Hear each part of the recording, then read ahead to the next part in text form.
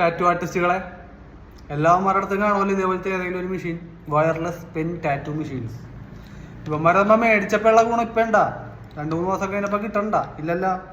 എന്താ കാരണം? നീഡിലാണ് കാരണം, അല്ലെങ്കിൽ നമ്മുടെ വർക്കിങ്ങിൻ്റെ പ്രശ്നമാണോ, അല്ലെങ്കിൽ ഈ മെഷീൻ കൊള്ളൂല, അപ്പോൾ മൊത്തത്തിൽ അങ്ങോട്ട് മാറ്റിക്കളയാ, അടുത്ത മെഷീൻ എടുക്കുക. ഇങ്ങനെയൊക്കെയല്ലേ എല്ലാവരും ചിന്തിക്കണേ.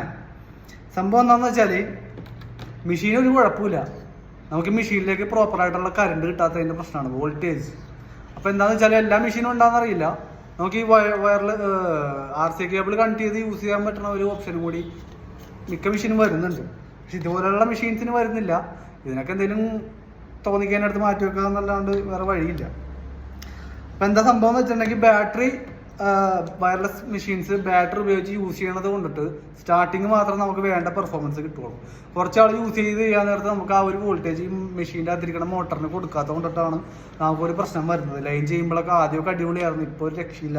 എത്ര അടിപൊളിയായിട്ട് നമ്മൾ ലൈൻ ചെയ്യാൻ നോക്കിയാലും നമ്മൾ വിചാരിക്കുന്ന പോലത്തെ ഒരു പെർഫോമൻസ് മെഷീനിൽ നിന്ന് കിട്ടുന്നില്ല എന്നതാണ് നമുക്ക് ഫീൽ ചെയ്തേക്കുന്നത്. അപ്പോൾ എൻ്റെ എക്സ്പീരിയൻസിൽ നിന്ന് ചില ആൾക്കാർക്ക് ഇത് അറിയാമായിരിക്കും ഓൾറെഡി. അപ്പോൾ എൻ്റെ എക്സ്പീരിയൻസ് എനിക്ക് മനസ്സിലായത് ഇതാണ് സംഭവം. നമ്മൾ ഈ ബാറ്ററി അങ്ങോട്ട് മാറ്റുക. ഈ ബാറ്ററി കറണ്ട് മൊത്തത്തിൽ പോയി അങ്ങനത്തെ ഒരു സിറ്റുവേഷൻ വരുമ്പോൾ മാത്രമേ ഇവൻ്റെ അടുത്ത് ഉപയോഗിക്കുക. അതുവരെ നിങ്ങൾ RC കേബിൾ കണക്ട് ചെയ്ത് മെഷീൻ വർക്ക് ചെയ്യിപ്പിച്ചോ. നിങ്ങളുടെ കയ്യിലിരിക്കുന്ന ഏത് ടാറ്റു മെഷീനാണ് അതിൻ്റെ പ്രോപ്പറായിട്ടുള്ള നല്ല അടിപൊളി പെർഫോമൻസ് ആ മെഷീന് തരാൻ പറ്റുന്ന മാക്സിമം പെർഫോമൻസ് തരും. അതിന് നിങ്ങൾ ചെയ്യേണ്ടത് നല്ല പവർ സപ്ലൈ ആദ്യം വാങ്ങുക. ക്വാഡ്രോണിൻ്റെ നെമസീസ് എന്ന് പറയുന്ന മോഡലാണ്. ഇതൊരു 12,500 ആ റേഞ്ച് ഉണ്ടായിരുന്നു റേറ്റ്.